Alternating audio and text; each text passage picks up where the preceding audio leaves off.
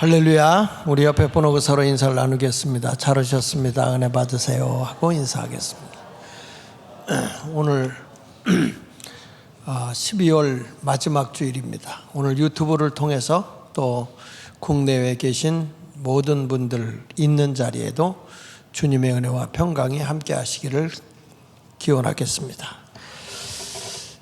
오늘은 2024년도 마지막 주일을 보내면서 오늘 말씀의 제목을 평가라고 잡았습니다. 평가.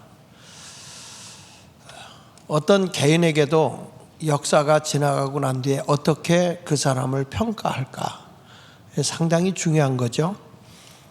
영국에 아프리카를 탐험할 때에 그 두 사람의 평가가 나와 있는 게 있는데, 한 사람은 바로 세실 로드라고 하는 사람입니다. 이 사람은 아프리카에 가서 전쟁을 일으켰습니다. 전쟁을 하면서 아프리카 원주민을 학살하고 또 많은 사람을 끌고 와서 종으로 삼고, 그러면서 아프리카에 있는 황금 그리고 다이아몬드들을 다 채취하고 빼앗아 왔을 때 영국 사회는 상당히 많은 부를 얻게 됐습니다. 이때 당시에 영국의 많은 사람들이 바로 이 세실 로드라는 사람이 바로 이 나라의 애국자이며 영웅이라고 사람들이 칭송을 했습니다. 반대로 이 데이비드 리빙스톤이라고 하는 사람은 영국이 약한 나라를 침략하고 전쟁하는 것, 그리고 사람들을 노예로 끌고 와서 노예로 삼고 살아가는 노예 제도는 그것은 하나님 앞에서 합당한 일이 아니다라고 반대를 했습니다. 하나님은 모든 사람을 배웠던 못 배웠던, 가졌던 못 가졌던 상관없이 다 평등하게 사랑하시는 하나님이시고, 한 생명을 천하보다도 귀하게 여기시는 분이 하나님인데, 어떻게 저 아프리카 사람들 피부 색깔이 다르다고 해서 저렇게 학대하고 빼앗고 노예로 삼을 수가 있느냐? 그런 것에 대해서 극렬하게 반대를 했습니다. 이것에 대해서 당시에 영국인들은 이 데이비드 리빙스톤에 대해서 뭐라고 하냐면 영국의 반역자 그리고 배신자라고 비난을 했습니다. 근데 지금에 와서 어떤 결과가 됐느냐? 세실 로드라고 하는 사람은 영국에서 당시에는 굉장히 애국자요 영웅이라고 칭송을 받던 사람이지만 무덤조차 없는 사람이 되었고, 당시에 반역자요 배신자였다고 하는 리빙스톤은 영국의 국립묘지에 안장되어 있을 뿐만 아니라 세계인들이 존경하는 사람이 되었습니다. 두 사람의 평가는 믿음의 차이입니다. 한 사람은 황금을 의지했습니다. 황금을 믿는 사람이 되었고, 한 사람은 하나님을 신뢰하는 믿음을 가진 사람입니다. 역사가 평가해 봤을 때 리빙스톤은 상당히 위대한 사람입니다. 우리들은 흔히 앉아서 남을 비판하는 것을 평가한다고 생각합니다. 비판과 평가는 전혀 다른 것입니다. 그러므로 우리 모두는 오늘 성경의 말씀을 통해서 나 자신부터, 내 삶부터 평가를 해봐야 될 것입니다. 우리 대한민국도 지금까지 역사적으로 잘 이끌어서 이렇게 부강한 나라가 되었을 때 지금의 현실에 지금 대통령이 탄핵을 당하고 세계에 유례 없는 대통령 대행이 탄핵을 당하는 있을 수 없는 일들이 대한민국에 일어나고 있고, 그리고 하나의 입법부의 독재로 29명이 탄핵을 당하는 이런 일들이 일어나는 것을 우리는 비판이 아니라 냉정하게 평가를 해봐야 된다는 것입니다. 그리스의 철학자 소크라테스는 그런 말을 했습니다. 평가되지 않는 인생은 살 보람이 없다 그랬습니다. 한 사람 한 사람을 비판하기보다는 평가를 해야 해서 평가를 통해서 사람이 성장할 수도 있고 퇴보할 수도 있어요. 그러니까 평가받는 사람이 돼야 된다 그랬고, 섹스피어 같은 철학자는 세상의 일은 시작도 중요하지만 끝이 더 중요하다. 마지막에 웃는 자가 진정으로 웃는 자다. 여러분, 최후의 마지막에 승리자가 돼야 되는 겁니다. 저도 이제 은퇴를 앞두고 있기 때문에 은퇴 목사님들이 마지막에 가서 은퇴를 할 때에 추태를 부리는 경우가 참 많습니다. 그래서 저는 은퇴를 안 하려고. 은퇴라는 것을 하지 말고 그냥 새로운 사역을 찾아 파송을 하는, 우리 삶이 살아갈 때에 할 일이 너무 많아요.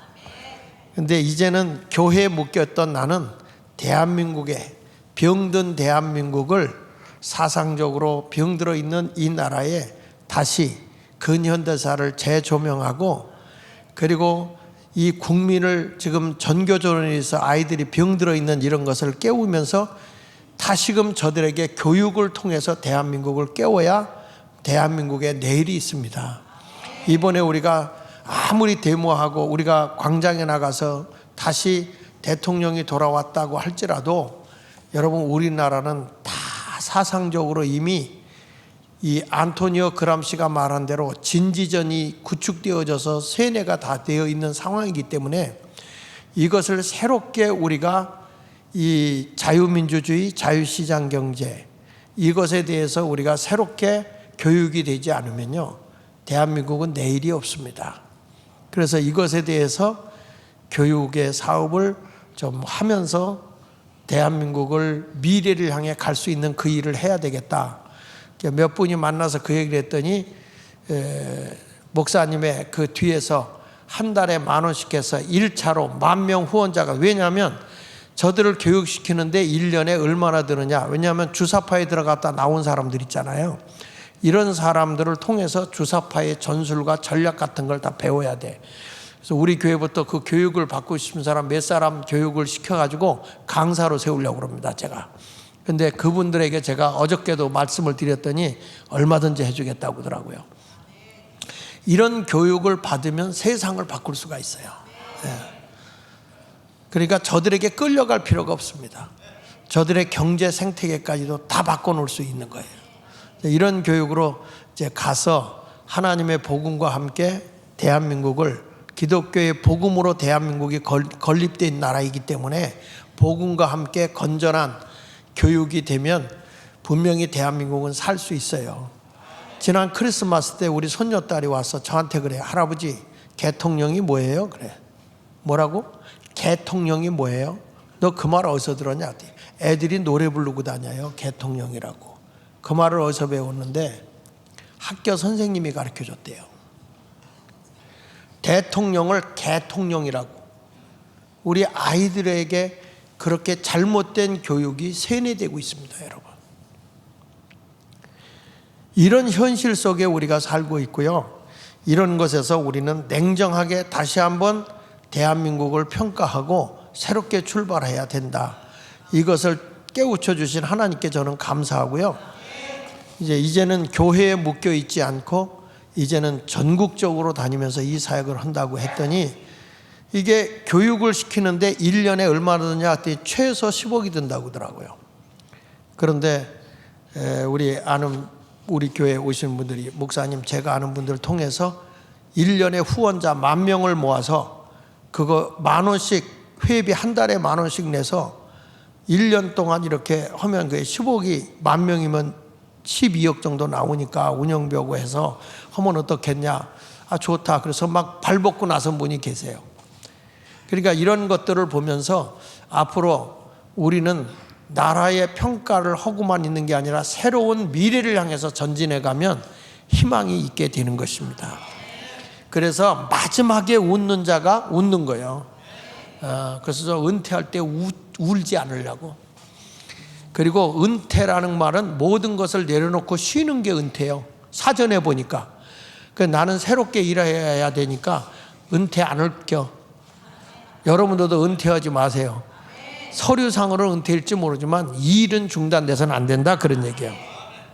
여러분 모두 시작하는 것도 중요하지만 마무리를 잘 짓는 그런 삶을 살아가야 될 줄로 믿습니다. 우리나라는 이상하게 사람들이 젊었는데도 그냥 퇴출당하고 이런 경우가 많아요. 그 이유는 어디에 있느냐? 그건 나태하거나 게을러서 그래요. 미국 사회 같은 데는 60, 70세가 돼도 그 사람의 실력과 능력만 있으면 큰 회사에서도 스카우트해 가거든요. 근데 우리나라는 요즘에 일하려고 대드는 사람이 아니라 놀려고 공짜가 들어와서 이 문재인 정부 때 복지다 해가지고 일하지 않아도 막 퍼주고 실직수당도 막 주고 이러다 보니까 대한민국의 모든 기업이 살아나기가 힘든 세상이 됐어요. 이런 것을 성경적 내용으로 평가를 해보고 다시 대한민국을 살려내야 할 때가 됐다, 이렇게 생각을 해서 오늘 평가에 대한 말씀을 증거합니다. 첫째로는 성경의 오늘 본문의 내용에 보니까 재능에 따라 소유를 맡겨주시는 하나님이세요. 필요한 것을 어떻게 주느냐? 재능에 따라 준다고. 마태복음 25장 14절 15절에 보니까 또 어떤 사람이 타국에 갈, 여기서 어떤 사람은 우리 하나님을 비유한 거예요. 멀리 가면서 그 종들을 불러 자기 소유를 맡겼다는 거예요. 자기 소유를 맡겼는데 15절에 보면 아주 특이한 게 나와. 각각 그 재능대로, 이렇게 말해요. 각각 그 재능대로, 각 사람의 재능대로 줬다는 거예요. 그러니까 우리 하나님은 모든 사람을 똑같이 주는 게 아니고 각각 그 재능대로. 거기서 한 사람에게는 금 5달란트, 한 사람에게는 2달란트, 한 사람에게는 한 달란트를 주고 떠났다. 어떤 사람은 이거에 대해서 아유 이거 뭐 너무 불공평한 거 아니야? 이렇게 말하는데 그 앞에서 각각 그 재능대로 줬다는 거예요. 재능대로 줬는데 이 금 5달란트라는 것이 어느 정도 되냐면 금 1달란트가 은 1200데나리온이에요. 그러니까 1200데나리온이라고 하는 것은 그 한 데나리온이 하루 품삯이야. 하루 품삯. 하루 품삯이니까 이 사람이 1200일, 약 4년 가까이를 일해야 받는 게 금 1달란트거든요. 4년의 월급이. 그러면 금 5달란트라고 그러면은 작은 돈이 아니죠. 그러니까 자그마치 지금으로 내가 한 달에 5만 원을 받는다 그러면은 하루에 5만 원을 받는다 그러면 이거 어마어마한 액수잖아요. 하루에 5만 원이라고 생각해 보세요. 1200일이고 이거를 한다 그러면은 일당을 3만 원만 계산해도 이게 어마어마한 거예요. 근데 금 5달란트가 1200데나리온인데 그 당시에 하루 노동자의 품삯이 한 데나리온이니까 한 데나리온. 그러니까 이게 1200데나리온이면은 자그마치 엄청난 거 아니겠습니까? 그러니까 이게 1600데나리온이구만. 1600데나리온. 그러니까 이건 엄청난 액수를 맡겨준 거예요. 어떤 사람은 2달란트, 어떤 사람은 1달란트. 1달란트 받은 사람도 이게 약 엄청난 거죠. 4년 가까이 이제 이렇게 돈을 주는 거죠. 근데 어떤 사람은 많이 주고 적게 준 거는 그건 아니고 재능에 따라서 줬다는 거예요. 감당할 능력만큼 줬다는 거예요. 여러분 어른이 100만 원 받는 거고 아이들 쓸데없는 아이들이 100만 원 받는 거고 이게 다르잖아요. 크기와 가치가 다른 거예요. 그와 같이 우리가 보면 하나님이 재능대로 그에게 맡겨주시는데 그 맡겨준 자는 뭘 잘했냐? 관리와 운영을 잘해서 남기는 자가 돼야 된다는 거예요. 근데 여기 보면 다시 15절 좀 잠깐 보세요. 14절에 보면 타국에 갈 때 자기 소유를 맡겼다 그랬잖아요. 자기 소유를. 그러면 이게 하나님의 소유가 뭐냐? 성경에 보면 학개서 2장 8절에 이렇게 말씀해요. 은도 내 것이고 금도 내 것이다. 만군의 여호와의 말이다. 하나님의 말씀하는 은금이 다 누구 것이냐? 하나님의 것이라고 말씀하고 있어요. 그러니까 세상의 물질이 누구 손 안에 있는 거냐? 하나님의 뜻에 맞는 만큼 주신다는 거예요. 레위기 25장 23절 상반절에도 보면 토지는 영구히 팔지 말 것이다. 토지도 내 것이다. 여러분 땅에 풍년이 드느냐 흉년이 드느냐 이것조차도 하나님의 주권 안에 있다는 거예요. 하나님의 주권이 다 토지도 내 것이다. 시편 24편 1절에 보면요, 땅과 거기 충만한 것과 세계와 그 가운데 사는 자들은 다 뭐라고 그랬어요? 여호와의 것이라는 거예요. 땅도, 이 땅에 필요한 모든 것들. 요즘에 그 사람들이 산 속에 사는 사람들이 많더군요. 예? 근데 그 사람들이 산에 가서 뭐 하고 사냐 그랬더니 산에 먹을 게 풍요롭더군요. 보니까 뭐 산에 가서 산에서 뭐 약초라는 약초는 다 캐고 거기서 칡뿌리도 캐먹고 거기서 벌들의 꿀도 따먹고 어떤 사람은 흐르는 물 속에서 거기 민물고기도 잡아먹고 농사져서 먹는 줄 알았더니 그 안에서 다 해결하더구만. 이 세상의 모든 것들은 다 하나님의 것이라는 거예요. 하나님의 것. 그러니까 거기에 모든 충만함이 있다는 거예요. 땅과 거기에 충만한 것. 그 땅 안에는 없는 게 없다는 거예요. 그리고 온 세계와 그 안에 사는 자들도 다 누구 것이라고요? 하나님의 것이야. 하나님을 저버리고 사람들이 사탄의 문화에 젖어가지고 마귀짓하고 사는 사람도 있지만은 하나님은 이 세상의 모든 것이 다 여호와의 것이라. 우리의 생명도 내 것이 아니에요. 생명을 주관하시는 분이 하나님이라고 말씀하고 있는 거예요. 그러니까 시편 50편 10절로 11절에 성경은 이렇게 말해요. 산림의 짐승들과 이 산에 사는 짐승들과 무산의 가축 다 내 것이다. 11절에 보면 산의 모든 새들도 내가 아는 것이며 들의 짐승도 내 것이미로다. 그러니까 이 세상의 모든 것이 다 누구 것이라고요? 하나님의. 그러면 산과 육지 모든 것만 다 하나님의 것이냐? 그건 또 아니고요. 시편 95편 5절에 보니까 바다도 그의 것이라 그랬어요. 그래서 여러분, 하나님은 다 공짜로 줘요. 여러분이 직접 낚싯대 들고 그물 들고 가서 바다에 가서 고기 잡는다고 해서 돈 달래는 사람 있어요? 이 동네는 질문 같지 않으면 대답을 안 해요. 세상의 모든 것은 다 하나님의 것이기 때문에 그냥 내가 가서 노력하면 다 건질 수 있도록 해놓으셨다는 거야. 다 하나님의 것이다 이거예요. 그러면 우리가 왜 돈 주고 사냐면 그걸 사가지고 배를 끌고 나가서 거기 들어가고 수고비를 주는 거지, 사실은 하나님이 처음에 잡는 사람한테 돈 내 그런 분이 아니야. 여러분들이 병원에 가서 산소 마시는 거 돈 내요 안 내요? 돈 내 안 내? 병원에 가서 산소 마시는 거 내지. 산소기 꼬면 돈 내죠. 여러분 여기 자연에 나와서 막 돌아다니면서 산소 마시는 거 돈 내 안 내? 왜 안 내? 그거는. 그러니까 우리 하나님의 것은 다 공짜예요. 다 공짜. 그러니까 세상이 그렇게 살게 해준 거죠. 그런데 우리의 재능에 따라서 하나님이 이 세상에 이 많은 것을 잘 관리하고 내가 남김의 삶을 살아가도록 하나님이 재능을 줬다는 거죠. 그래서 어떤 사람은 2달란트, 5달란트, 어떤 사람은 2달란트, 1달란트를 줬는데, 이것은 하나님이 각 재능에 따라 줬다고 하니까 능력에 따라 준 거예요. 하나님의 평등은 능력에 따라 주어지는 게 달라요. 다만 우리는 많은 걸 받았을 때 가진 자들이 없는 자에게 나누며 사는 것이 복지야, 복지. 근데 그것을 국가가 다 하는 게 아니고 실질적으로는 뭐냐면 우리 그리스도인들이 복을 받아서 나누며 사는 거예요. 이게 교회거든, 교회. 근데 요즘에 와서 보면 일을 하면서도 거기 가서 자기에게 조금 불이익을 주면 국가 것을 가지고서 하다 보니까 너무 저기들끼리 물고 뜯고 고발하고 이런 게 너무 많은 거예요. 근데 우리 하나님은 내 것을 가지고 나누면서 살면 하늘의 상이 크다고 그랬어요.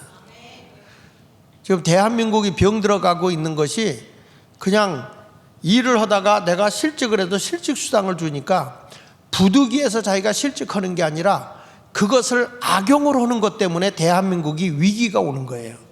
하나님은 그런 걸 못하게 하신 거예요. 열심히 일하면 내가 너에게 복을 주고 너희가 게을르면 있는 것까지 뺏어서 슬피 울며 이를 갈미 있는 생활을 하게 한다. 열심히 살라고 하는 것이 주님의 명령인 겁니다. 그래서 하나님은요, 이 세상에 여러분 살아가는 동안에 마지막에 가서는 결산을 합니다. 마태복음 25장 19절에 보세요. 오랜 후에 그들에게 다 맡겨주고 떠났던 주인이 오랜 후에 돌아와서 종들이 주인이 돌아와서 하는 말이 뭐예요? 결산할세. 그래서 결산. 우리 평가해보자. 결산하자. 너 얼마나 이걸 가지고 했는지 하나님이 맡겨준 거에 대해서 반드시 평가하는 분이에요. 그래서 영국의 신학자 토마스 아담스가 그런 말을 했어요. 재능이 많은 사람이 그 재능대로 일하지 않으면 그에 대한 죄도 크다 그랬어요. 재능을 주었는데도 난 안 해. 아무 일도 안 해. 그러면 하나님이 그거에 대한 죄도 크게 여긴다는 거예요. 여러분, 능력 있는 사람이 능력을 행사하지 않고 무능한 사람처럼 행동하고 산다면 그거는 분명히 죄예요. 공부할 수 있는 사람이 공부를 안 하는 것도 죄야. 남을 위로하고 권면해줘야 할 사람이 남을 헐뜯고 있으면 그것도 죄인 거예요. 그러니까 자기에게 주어진 일을 다 해야 된다. 하나님은요, 그 일에 충성된 자에게 일을 맡기는 거예요. 그 디모데전서 1장 12절에도 보면 바울이 그런 얘기를 해요. 나를 능하게 하신 그리스도 예수 우리 주께 내가 감사하는 게 하나 있다. 내가 능력 있는 사람이 된 것은 그것은 내가 아니라 우리 그리스도 주께서 나에게 능력을 줬다. 그래서 내가 감사한다. 그러면서 이러면서 나를 뭐하게 여겼다고요? 능력을 주어서 재능을 주어서 내가 충성되게 일을 했더니 직분을 맡겨더라. 어떤 일을 맡겨주는 것은 그 사람이 능력이 있어서가 아니라 하나님의 능력을 준 대로 충성되게 일해서 직분을 줬다는 거예요. 요즘에는 일의 능력과 상관없이 누구 안면이 있으면, 누구의 모든 좀 빽 있는 사람이 있으면 그 사람 때문에 이렇게 좋은 자리를 차지하는 사람들이 들어가다 보니까 그 회사든지 어떤 데 병드는 거예요. 우리 대한민국의 선거관리위원회가 그래서 비리가 일어난 거 아니겠어요? 그러니까 이게 그 사람의 능력 있고 충성됨을 보고 직분을 맡겨야 되는데 충성됨이 없이 그냥 내가 아는 사람이니까 너 일해봐. 그러다 보니까 국가고 뭐 다 병 들어가는 거예요. 능력을 가지고 일을 해야 될 줄로 믿습니다. 그 미국의 리더십의 권위자였던 그 스티븐 코비 박사가 그런 얘기를 했어요. 전 세계의 성자들, 위인들, 성공한 사람들, 존경받는 사람들이 대개 어떤 사람이냐라고 물어봤을 때 자기의 맡은 일에 최선을 다했던 사람들이라는 거예요. 그러니까 한마디로 성자들이 됐거나 위인이 됐거나 어떤 일에 성공을 해서 존경받는 사람들의 결과론적으로 가서 보면 그들에게는 자기에게 맡은 일을 최선을 다한 사람들만 그렇게 위인이 되어 있고 존경받고 칭찬받는다 그 말이죠. 그건 틀림없는 사실 아닙니까? 아니 뭐 일을 맡겨 큰 직분을 받았다고 빈둥빈둥 노는 사람들에게 무슨 그 사람이 존경의 대상이 되고 위인이 될 수 있겠습니까? 그러니까 오늘도 우리 주님이 너 계산해봐 그랬더니 5달란트 받은 자하고 2달란트 받은 자가 신이 나서 와서 보고를 하는 거예요. 아이고 주인님, 나한테 5달란트 줬잖아요. 그런데 내가 이걸 가지고 열심히 일해서 배를 남겼어요. 5달란트를 더 가져왔어요. 그랬더니 2달란트 받은 자도 저도요, 저도 2달란트 줬잖아요. 열심히 일해서 2달란트를 더 남겼어요. 보세요, 마태복음 25장 20절에 보면 5달란트 받았던 자도 5달란트를 더 가지고 왔어요. 뭐 가지고 왔다고요? 더 가지고 왔어요. 어떤 사람은 일을 맡겨주고 나면 그 일을 자꾸 키워서 점점 뭔가를 만들어내고 남김의 삶에 스스로 돌아가게 해야 되거든요. 그 시골에 제가 살 때 이제 요즘에는 다 모터로다가 이게 하지만 시골에 가면 그 방앗간이 있었거든. 방앗간. 그 방앗간에 가면 방앗간 그 모터 이거 도는 게 있어요. 그러면 그 처음에 그거 힘을 줘서 그걸 돌리잖아요. 이게 돌리면 그거 기계도 숨 쉬어요. 이거 돌리면 이렇게 돌아가요. 그 이건 이제 빨리 돌리잖아요, 사람들이. 그러면 그런데 쉬쉬 하다가 뭘 하나 탁 튀기면 불이 붙어요. 그래서 툭툭툭툭 이렇게 하면 그때 거기다 피대를 끼면 방앗간의 모든 기계가 다 돌아가면서 벼도 찍고 고춧가루도 빠지고 다 하는 거거든요. 그러니까 여기서 요거 하나의 가동에 처음에는 힘을 들여서는데 나중에는 스스로 자기가 자가 발전을 한단 말이에요. 우리도 처음에는 누군가 도움을 받지만 그 도움을 받아서 끝까지 도움을 받으면 안 되는 거야.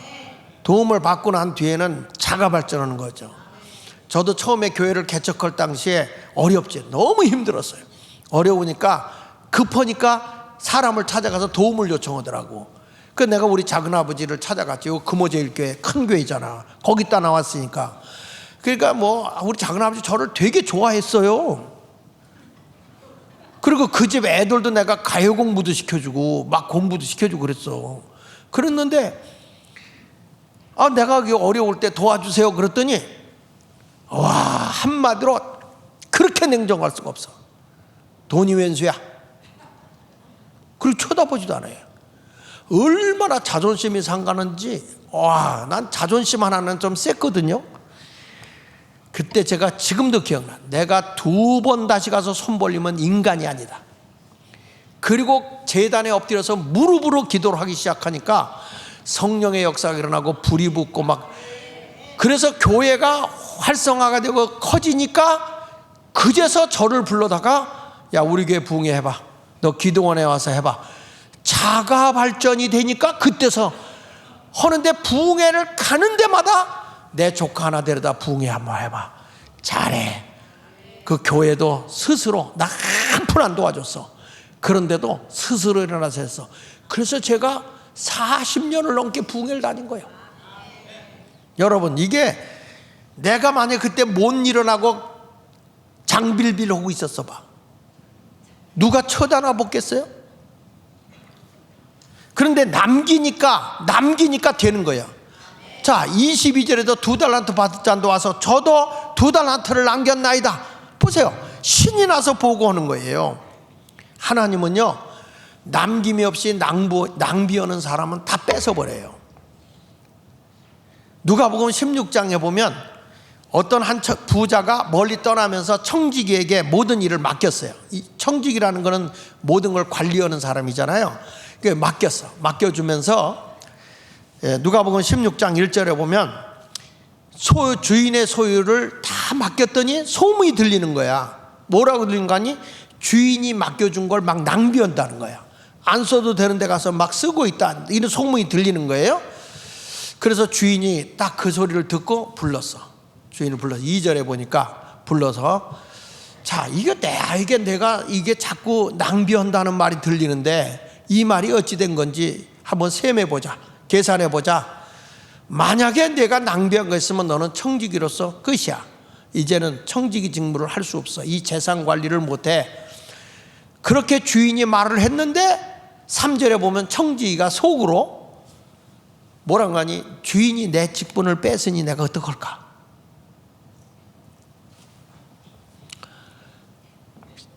내가 이 주인이 내 직분을 빼앗으니 내가 무엇을 할까? 땅을 파자니 뭐라고 그랬죠? 힘이 없까. 그러니까 땅을 파는 게 뭐예요?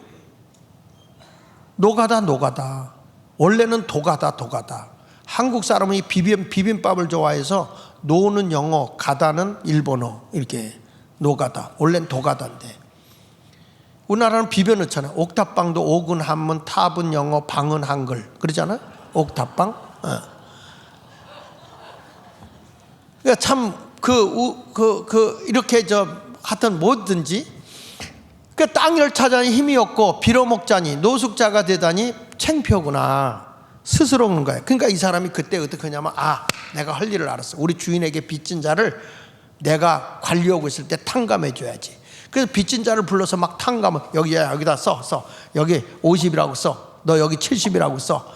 그리고 이런 식으로 막 이렇게 탕감을 해주는 거야. 주인 모르게. 어차피 자기는 목 잘릴 거니까 선한 일을 하자. 내가 잘리고 나면 우리한테 좋은 일을 해줬던 사람이 잘렸네, 그리고 도와주지 않겠어요? 그렇잖아. 도움을 받은 자들이 성공하면 도와준단 말이에요. 그래서 내가 그 도움을 입지 않겠나 하는 지혜를 바란 거야. 주인이 보니까 이 사람이 잘한 일이요, 잘못한 일이요? 주인 걸 갖다 막 탕감을 해줘. 잘했어요, 잘못했어요? 좀 대답 좀 해봐. 밥만 먹을 때 입 벌리지 말고요. 잘했어, 잘못했어요? 잘했다고? 내가 주인인데 내 허락 없이 내 걸 막 탕감해줘. 잘한 거요? 그건 잘못한 거지.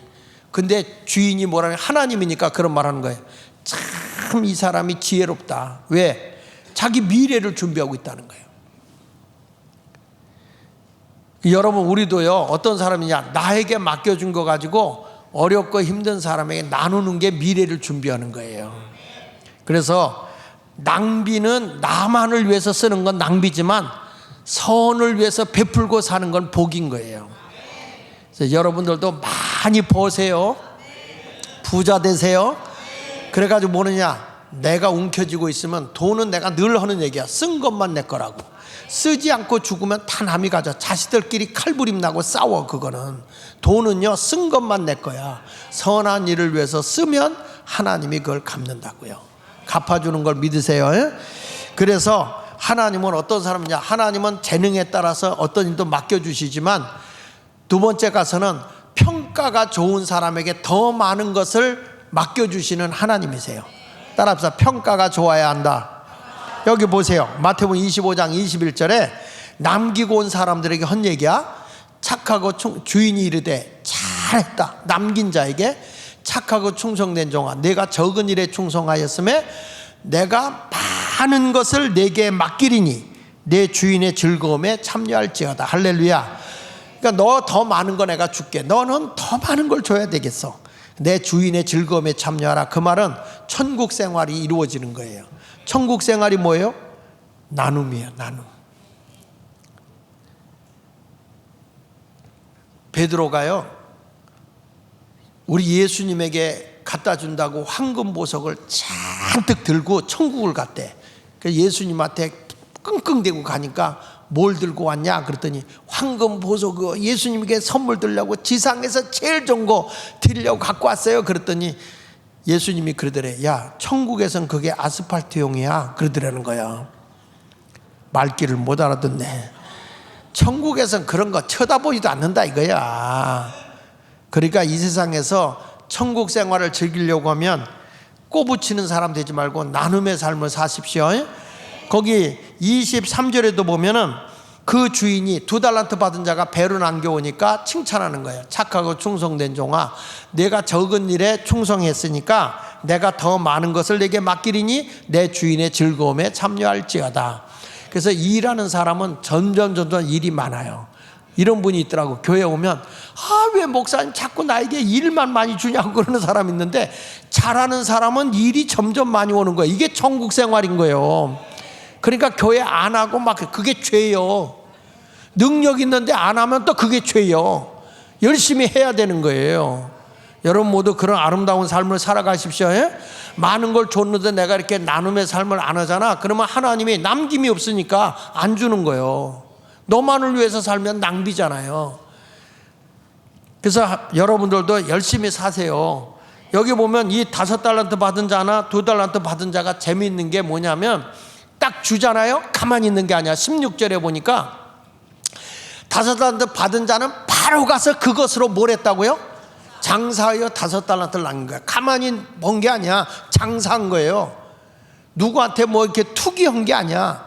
장사했어요. 그러니까 이 사람은 틀림없이 우리 예수마을 교인일 거야. 신당동 중앙시장에서 장사했을 거라고 지금. 그래가지고 5달란트를 남겼어요. 자, 17절에 보면 2달란트 받은 자도 그 같이 하여, 누구 같이 하여? 5달란트 받은 자 같이 장사하여, 그 말이야. 그래서 2달란트를 남겼다는 거죠. 이와 같이 하나님은 근면하게 성실하게 남기는 자에게 복을 주시는 줄로 믿습니다. 그러니까 남에게 비교하고 불평하고 있지 마라. 저 사람은 5달란트고 나는 2달란트고 이런 거 갖고 불평하지 말고 주어진 것에 최선을 다하면 하나님이 그 열정 앞에 많은 것을 채워주시고 칭찬을 주시는 거예요. 하나님은 누구에게 주느냐? 열심히 충성하는 자에게 주더라고요. 잠언 28장 20절 성경 말씀에 보면 충성된 자는 복이 많고 속히 부하고자, 그냥 일확천금을 노리고 빨리 부자 되려고 하는 사람은 형벌을 면치 못한다는 거예요. 여러분 성실하게 근면하게 일하는 자에게 더 많은 복을 주시는 걸 믿으시면 아멘 하세요. 느헤미야 9장 8절에도 그렇게 말해요.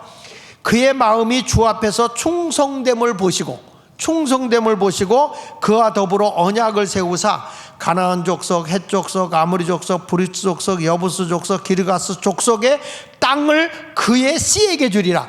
뭐냐? 부모가 하나님 앞에서 충성되게 사니까 그 자손들에게 그 복이, 이 땅의 복이 자손에게 다 주겠다 그 말이에요. 그래서 말씀대로 이루어졌다는 거예요.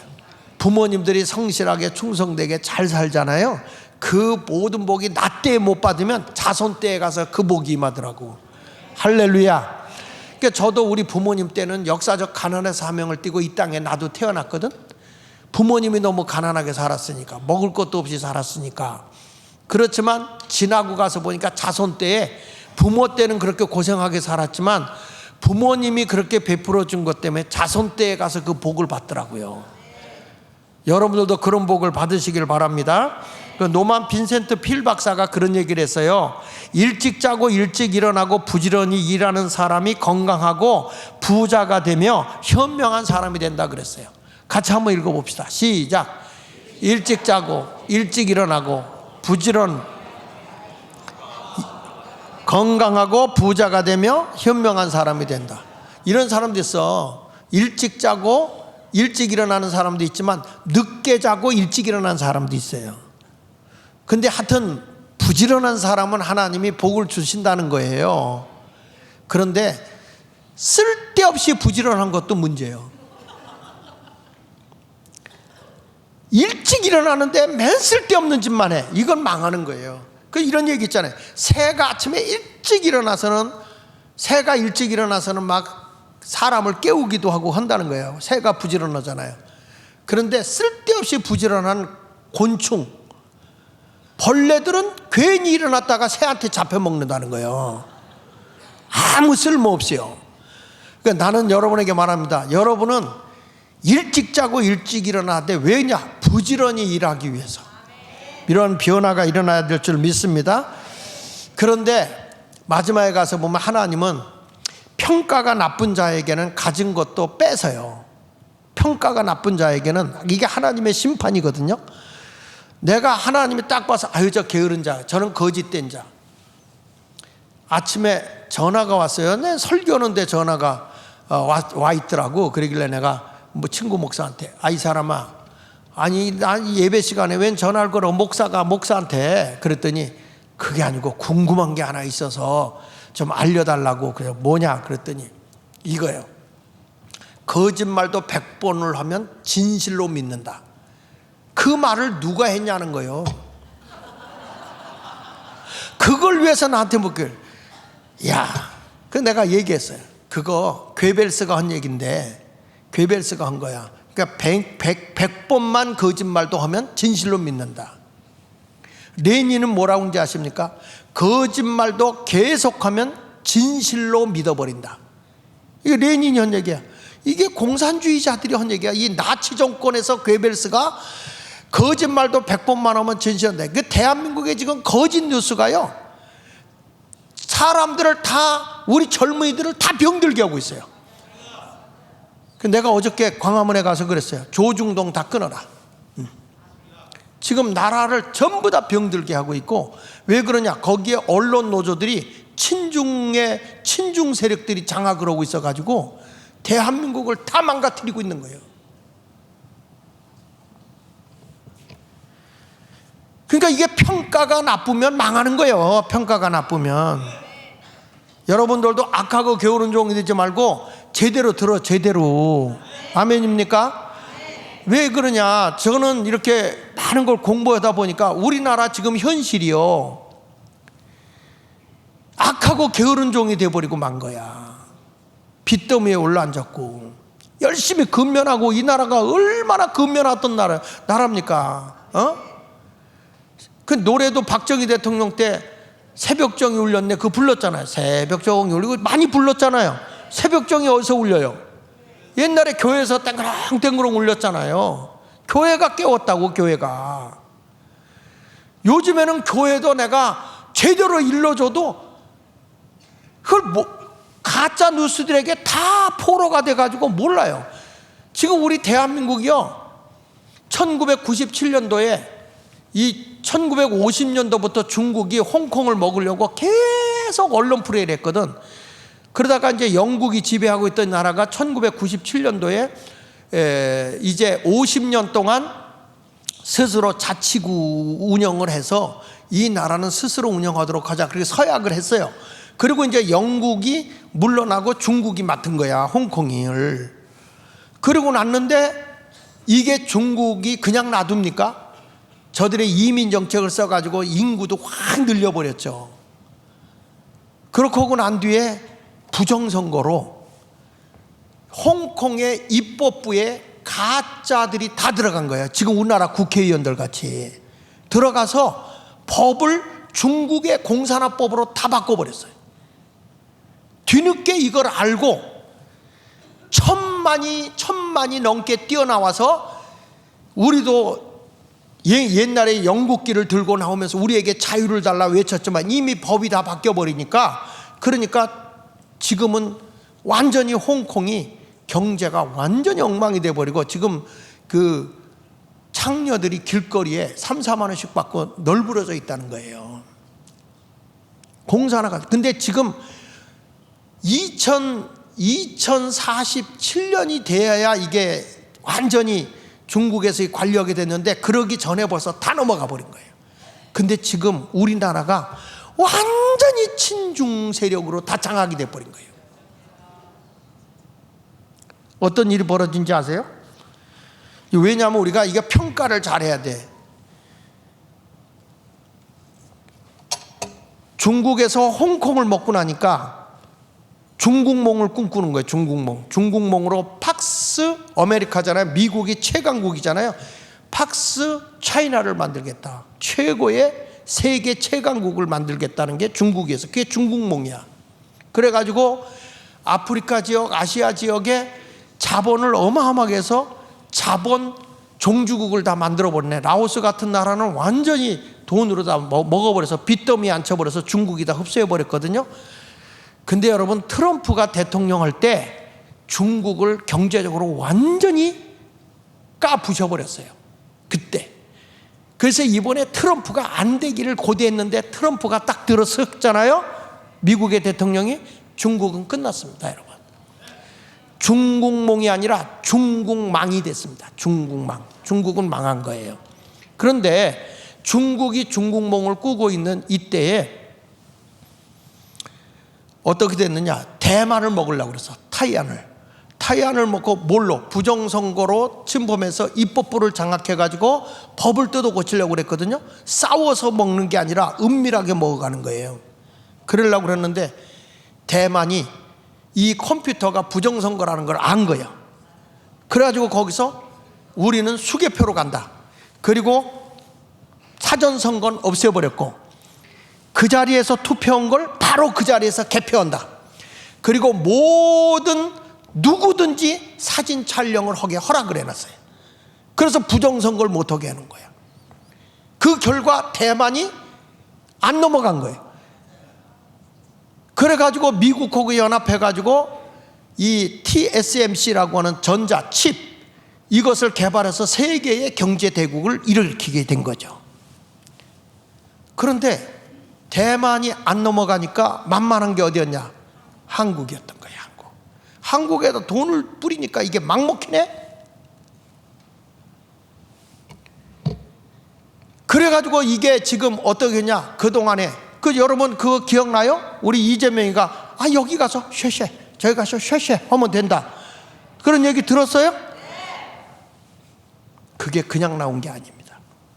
그래서 지금 대한민국은 입법부, 사법부, 그 다음에 행정부, 군, 그 다음에 언론, 그 다음에 성관이 할 것 없이 다 친중으로 다 접어버린 거야. 지금 우리나라 이것이 일어난 게 뭐냐? 중국 세력의 싸움인데 지금 이게 지금 윤석열 대통령을 왜 탄핵한지 아세요? 윤석열 대통령이 딱 와서 문재인이 일으켰던 친중, 친러, 친북 세력으로 갔던 거를 확 바꿔버렸거든. 한중일 군사훈련 다시 하고 다시 복학했거든요. 그거 오기가 무섭게 탄핵으로 나온 거예요.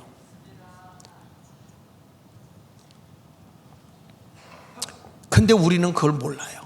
그래서 우리나라가 꼭 홍콩에 먹히기 직전에 지금 이번에 윤석열 대통령이 비상계엄령을 선포한 건 신의 한 수예요. 신의 한 수. 이게 지금 그것 때문에 우리나라가 자유민주주의 상권분립, 행정부, 입법부, 사법부가 무너진 걸 다 알았잖아요. 쟤네를 막 탄핵해서 29명을 탄핵시켜버렸잖아요. 대통령도 탄핵하고. 이게 여러분 우리나라는 지금 무법천지예요. 무법천지. 행정이 우리나라는 무정부요. 무정부. 그런데 우리나라가 너무 태평한 거예요. 왜 그런지 아세요? 저는 그래요. 어떤 분이 목사님 이러다 전쟁 나면 군인들도 그 앞에 가서 질질 짜는 거 봤지? 대한민국 다 끝났다고 그랬는데 그래도 이 나라가 6.25 때 전쟁으로 인해서 휴전 상태잖아. 휴전 상태. 휴전 상태인데 남북이 전쟁이 나면 전쟁의 작전권을 누가 갖고 있냐면 유엔이 지고 있어요. 유엔이. 미국이 지고 있다고. 그래서 우리나라 전쟁 나면 그냥 전쟁에 개입하는 건 유엔군이 개입하게 돼 있는 게 대한민국이야. 여러분 이렇게 대한민국은 진짜 하나님이 도와주는 나라야. 이번에 윤석열 대통령이 다시 살아서 들어오면 다시 우리나라 자유민주주의 국가로 다시 자유시장 경제로 여러분 저는 공부할수록요 대한민국이 공산화 바로 문 앞에까지 온 거야. 소름이 막 끼쳐. 소름이 끼쳐. 이걸 애절해서 얘기를 해도 우리 교인들은 목사가 정치 얘기한다고 내가 이렇게 얘기하는데도 못 알아들으니 다른 게 말하지 않는. 그러니까 이재명이가 여의도 순복음교회 가도 말 한마디 못하는 거예요. 오죽하면 제가 방송에서 여의도 순복음교회 문 닫아야 된다고 할 정도로. 나라가 이 지경이 망하고 있는데도 뭐 하고 있는 거냐고. 목사들이 제일 먼저 죽을 텐데 6.25 때도 목사들이 제일 먼저 북한군 환영했다니까. 내가 오늘 문제는 여기서 이제 끝내겠지만 오늘 오후 나라사랑 예배 때 이게 여러분 내막적으로 보면 외교 문제입니다. 외교 문제. 이걸 자세히 설명을 드리고 오늘 오후 나라사랑 예배 다 와요. 지금 저 탄핵하는 저 사람들이 내란 세력이요. 좋아. 윤석열 대통령은 비상계엄령을 선포해서 탄핵했다 합시다. 그러면 한덕수 총리 대통령 대행은 왜 탄핵합니까? 자기들 마음에 안 든다고 탄핵하는 거야. 그러니까 저들은 반란 세력이고 내란 세력이고 대한민국을 망가뜨리는 세력인 거예요, 여러분. 이러다 보니까 우리나라의 외화가 바깥으로 다 떨어져 다 빠져나가는 거예요. 그러니까 우리나라 달러가 지금 1,500대를 육박하고 있는 거예요. 지금 1달러에 1,500원대 가까이 지금 올라가는 거예요. 왜? 불안전하니까 외국 기업들의 돈이 달러가 빠져나가는 거예요. IMF 오기 직전이라니까. 이렇게 되면 뭐가 뭔지도 모르고 앉아서 이런 거 있으면 국민들이 깨어 일어나고, 국민들이 못 깨어나면 교인들이 깨어나야 될 거 아니야. 김영석 교수가 그 얘기 했더라고. 비상계엄령은 신의 한 수였다. 그러면서 그분이 그랬어요. 이거 저쪽 편 들고 막 하는 것들은 민초들이다. 민초. 그리고 이것도 좋고 저것도 하는 것들은 국민이고, 그리고 나라를 빠르게 일깨우기 위해서 외치는 자들은 시민이다 그랬어. 시민. 여러분은 시민이요, 민초요? 광화문 나갔어? 안 나간 사람은 백성이요, 국민이요, 국민. 이것도 좋고 저것도 좋고. 공산주의 대봐 여러분 다 죽어. 김정일이가 뭐라고 했는지 아십니까? 김정일이가 남한에 다 해서 지금 우리가 5천만이 되잖아요. 2천만만 남기고 북한에 2천만에서 4천만이 잘 먹고 놀자고 그랬어요. 그런 얘기를 공공연히 한 거예요. 대한민국에 3천만을 죽이든지 쫓아버리겠다는 거 아니겠어? 뭐 알구나. 이 자리에 앉아서 아멘 하는지 모르겠어. 여러분, 우리는 이런 시대에 왔을 때 이런 걸 보면 우리가 깨어 일어나야지. 이것도 좋고 저것도 그러면 악하고 게으른 종이 되는 거예요. 그러면 어떤 일이 벌어지는지 아십니까?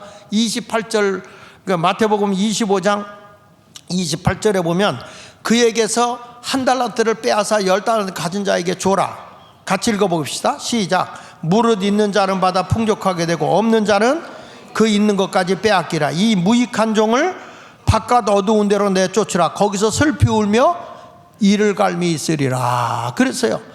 여러분, 우리가 아무것도 안 하면 쫓겨나. 풍족한 데서 다 뺏겨. 지금 우리나라 이번에 다시 딱 일을 쓰잖아요. 나는 내년도에 우리나라 자유 통일될 것 같아. 남북이 하나 되면 이게요, 세계에 어마어마한 일들이 일어나거든요. 지금 북한은 이제 끝났어요. 중국이 지금 6억의 인구가요, 한 달에 19만 원 갖고 살아. 지금 중국의 경제는 어떻게 되냐, 돈을 벌어오는 것에서 6%를 이자로 내요. 남의 나라 중국 못 끊는다고 돈을 막 줬다가 이자로 나가는 게 어마어마하게 많아져서 중국은 끝났어요. 지금 거기다가 또 중국 물건은 이 트럼프가 60% 이상 관세를 매기겠다 그랬어. 싼 값으로 온 거 이제는 제 값으로 딱 올려놓겠다는 거야. 그러면 이제는 중국은 끝난 거 아니에요? 거기 가서 살 거예요? 거기 대답하는 사람 중국 가. 거기 살아. 물론 우리나라에 이제 정말 자유를 찾아서 순수하게 온 기독교인의 조선족은 많아요. 반면에 10만의 유학생들은 중국에서 돈을 대주고 왔기 때문에 이들이 한국에서 간첩 활동을 해요. 많은 사람이 그렇게 한다고요. 그리고 우리나라 기업이나 뭐 이런 것들도 많이 장악하고 있거든. 지금 내가 이거 자료를 지금 찾아서 읽어보는데, 이거 PDF를 만드는 분이 자기 신도 깜짝 놀랐다는 거예요. 자신도 이 정도인지 몰랐다는 거예요.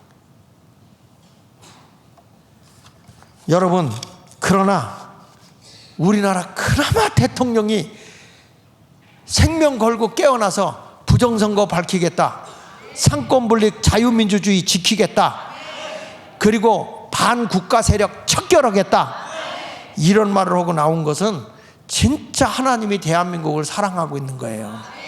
우리가 무익한 종이 아니라 의인 10사람만 있어도 하나님이 대한민국을 살려주거든요. 오늘부터 여러분 모두가 하나님이 기뻐하는 아름다운 삶을 살아갈 수 있기를 예수 이름으로 축원합니다. 로마의 황제 프리디 1세가 이런 말 했어요. 병사들이 막 전쟁에 가서 두려움에 떨고 오니까 그를 향해서 이 비겁한 놈들아, 너희들은 영원히 살기나 할 것 같으냐고 막 욕설을 퍼본 사람이 있는가. 반면에 프랑스의 황자 나폴레옹은, 야, 너희가 말이야 전쟁에 나가서 아무리 싸워서 무서워서 숨어버리잖아. 죽을 사람은, 죽을 운명에 있는 사람은 총알이 찾아가서 맞아. 그런데 살 운명은 총알이 빗발쳐가도 다 총알이 비켜가. 그렇죠? 독감도요, 바쁜 사람은 못 와요. 오다가 아유 여기는 들어갈 데가 아니네 그리고 비켜가요. 하여간에 그러니까 너희들도 걱정하지 말거나 싸워라. 그래가지고 이 프랑스의 나폴레옹 군대가 강했잖아요. 그런데 그 프랑스의 군대를 물리친 사람이 누구냐면 웰링턴이라고 하는 군인이에요. 이 영국의 위대한 군인인 이 웰링턴이라고 하는 사람은 이런 얘기를 했어요. 그 군인들이 두려워하는 군인들에게 딱 만나서 이런 게, 나도 전쟁이 두렵다, 나도 무섭다, 너희들만 무서운 거 아니다. 그러나 이 공포가 있고 불안이 오지만 나는 도망가지 않고 이 자리를 지키는 이유가 있어. 그거는 뭐냐? 국가에 대한 충성 때문이다. 우리가 이 나라를 지키는 책임과 의무를 다하지 않으면 이 나라는 남의 나라가 될 거 아니냐. 그러니 우리가 하나님께 기도하면서 용감하게 싸워서 나라를 지켜내는 것이 우리의 본분이 아니겠느냐. 야, 여러분, 사명감을 심어주니까 군대가 막강해지는 거야. 그래서 나폴레옹 군대를 물리치고 영국의 군대, 웰링턴의 군대 장관이 영국을 부강한 나라, 강대국을 만들어낸 거예요. 지금 우리 대한민국도 우리 젊은이들에게 다시 한번 의식과 사명감을 고취시킨다면 대한민국은 세계의 우뚝선, 세계 선교의 나라가 될 걸 저는 분명히 믿습니다. 우리 게으르지 말고 열심으로 부지런하게 삽시다. 성경 말씀 잠언 20장 4절에 게으른 자는 가을에 밭을 갈지 않는다는 거야. 그러니까 거둘 때는 구걸할지라도 어찌면 너 게을러서 안 주는 사람, 그 사람한테는 구걸해도 안 준다는 거예요. 성경에 보니까 게으른 사람은, 따라합시다, 게으른 사람은 가난하게 된다. 악하고 게으른 종이 되니까 있는 것까지 뺏기는 거예요. 성경 말씀, 손을 게을리게 놀리는 자는 가난하게 되고 손이 부지런한 사람은 부하게 된다. 여러분도 부한 사람이 돼야지요. 아멘. 잠언 24장 31절에 보니까 가시덤불이 전부 퍼졌고 그 자연이 거친 풀로 덮였고 돌담이 무너져 있기로 내가 보고 생각이 깊었고 내가 보고 훈계를 받았노라. 무슨 얘기냐? 여러분, 이 가시덤불이나 이 잡초는요 진짜 빨리 자라잖아요. 게을르면 안 됩니다. 근데 왜 그러냐? 이 집이 왜 이렇게 다 담장도 무너지고 왜 이랬느냐? 그 결과가 요것 때문에 33절 같이 읽어봅시다. 시작. 내가 좀 더 자자, 좀 더 졸자, 손을 모으고 좀 더 누워있자 하니 34절 내 빈궁이 강도같이 오며 내 곰핍이 군사같이 온다는 거예요. 이해되시죠? 그러니까 여러분, 게으르면 가난이 군사가 몰려오듯이 강도가 쏟아져 들어오듯이 그런 일들이 일어난다는 거예요. 여러분 모두가 부지런한 사람이 되기를 바라고, 게으르면요 굶주려요. 잠언 19장 15절에 말하거든요. 게으름이 사람을 깊이 잠들게 하나니 태만한 사람은 뭐라고 했어요? 줄인다. 가난하게 살면 줄인다는 거예요. 오늘 이 말씀을 우리가 알고 게으름의 문제에서 벗어나 성공하는 사람이 되기 위해서 부지런하고 근면한 사람이 됩시다.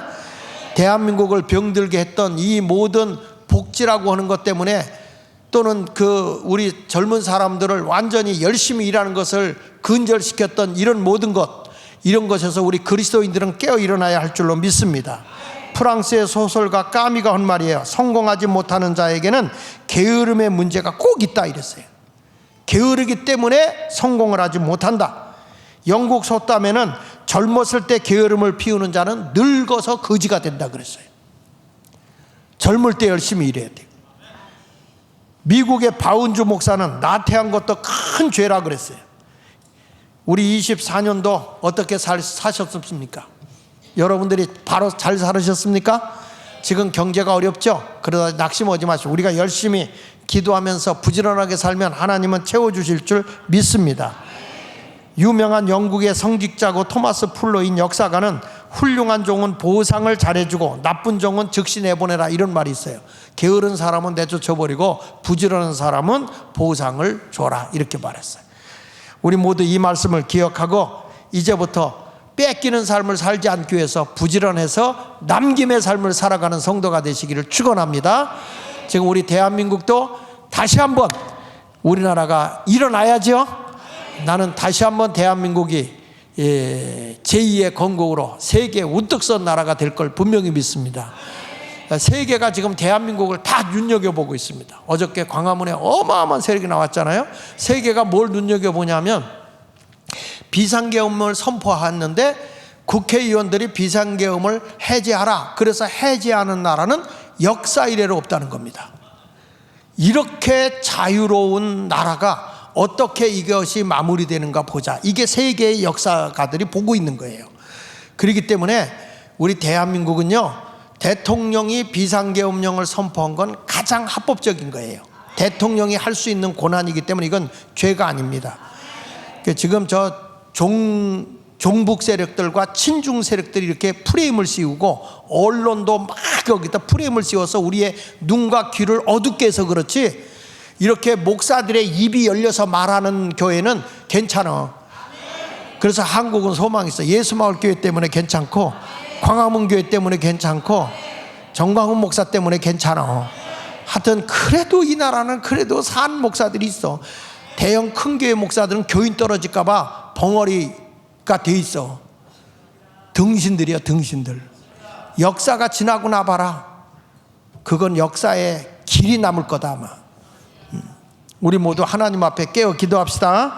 지금까지 지내온 것 하나님의 은혜니까 금년에 평가를 잘해서 바로 설면 내년부터 이 나라에 아주 애들 말 맞다나 쭈쭈 빵빵한 나라가 될 줄 분명히 믿습니다. 할렐루야. 자, 크게 저를 따라하세요. 우리는 일어납니다. 그래서 내년에 우리 교회의 표가 일어나자. 자, 301장 찬송 부르면서 준비하신 헌금 하나님께 먼저 봉헌하도록 하겠습니다.